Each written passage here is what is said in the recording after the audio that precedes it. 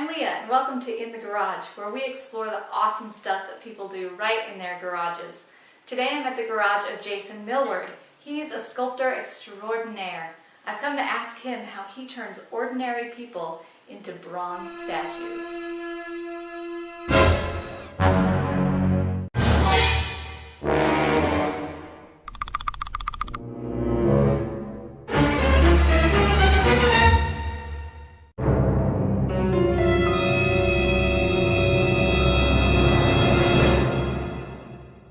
I gotta get out of here.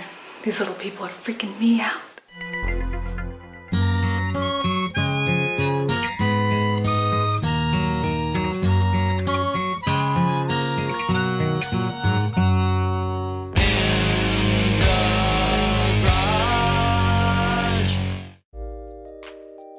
My name's Jason Millward, and I sculpt in the garage.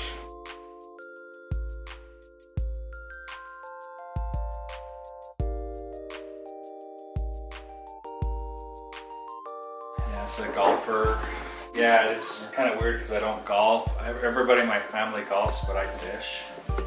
So, I don't know. Maybe trying to fit in. Could be, I don't know.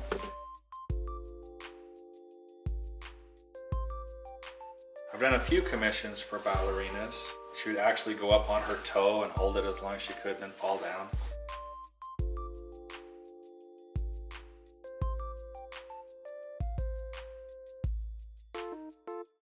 So Leah, have you ever worked with clay before?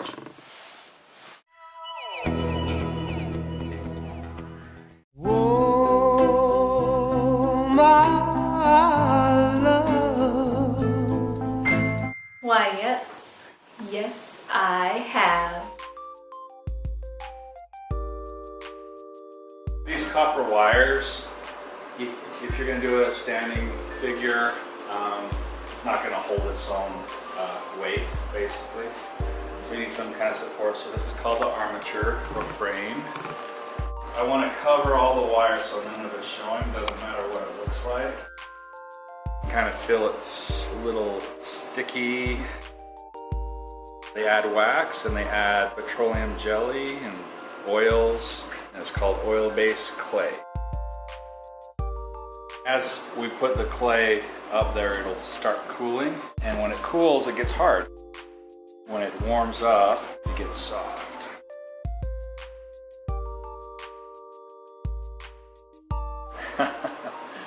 Did you taste it?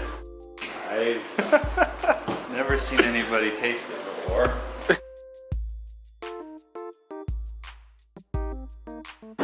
Do you ever use real life models? Do I? Yes, because I could do a ballet model for you. What do you think about that? Yes. Now that we've got this covered, we're going to think about gesture. Gesture. And gesture is what the person's doing.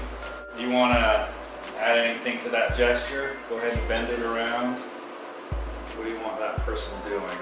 Basically what I do all the time, which is get a little bootylicious with it. Okay. I'm a sculptor. Not bad, not bad. Now what we want to do is we want to do the basic forms. We've got the head, the rib cage, and the pelvis. Do we want this to be a man or a woman? I was thinking a man, but I think you were thinking a woman. Oh yeah, this is going to be a self-portrait, a self-sculptrait. Okay. You know you have to start naked, right? Yes! With a woman, you'll have wider hips and a more narrow rib cage. Oh, believe me, I know about wider hips. There, chest. It's the most important part. Not bad. Good start. I put a little lower. I put a little lower because where you She's had children. That's basically, well, don't want to give you anatomical lessons, but This is just getting worse and worse as I go. Gravity. Poor kids. so let's take a look. Starting to come to life, though. Starting to come to life. If this is you, what are you going to be doing? I told you, bootylicious. You want to see what I'm doing in this sculpture? Hey, that's a good gesture. pretty expensive. It adds up when you have to buy a few thousand pounds for a monument or something. How old were you when you started sculpting? I was 6 years old. We had, in those days, encyclopedias, and we had World Book Encyclopedia. From that point on, I just always sculpted. I would go through the encyclopedias and sculpt whales and dolphins and just anything I could get my hands on. Gonna make the sculpture have sharp talons.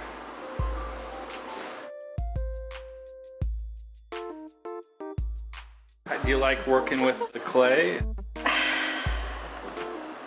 Drives me crazy to have stuff under my fingernails. But I like it, it feels good. If we were using normal clay, see there's an upside to this type of clay, is you don't have to use lotion. Because of the petroleum jelly, the wax, all that stuff. So it's really good for your skin? I wouldn't go that far. Legs need some work. Legs need some work. Perfectionist. What are you talking about? They look like pieces of pepperoni wrapped together. They need some work. Did you study a lot of anatomy too to know where the muscles go and bones? And... It's important to study anatomy but not to fixate on it. What's your favorite muscle? I like the sartorius How come you like that muscle so much? because it spirals. It spirals around the form. I really like spirals. Sartorius starts here, goes down your leg and wraps right around there. It's the longest muscle of the body. It comes right down here, wraps around, separates the quadriceps from these adductor muscles here.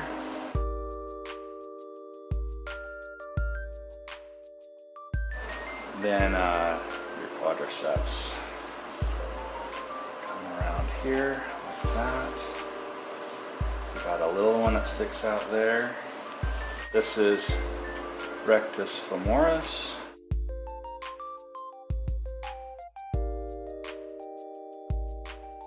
So this is a fluid process. We can continue shaping it. Okay, hit the pose again. Let's see.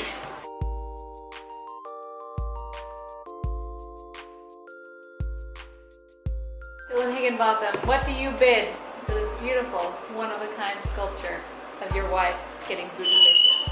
5 pepperoni pizzas. Here's some clay. You guys can finish it at home. Score!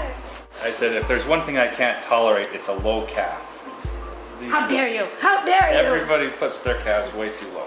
No offense, but it's true. Tell me about this horse. Okay, this is a certain type of horse called a Peruvian Paso.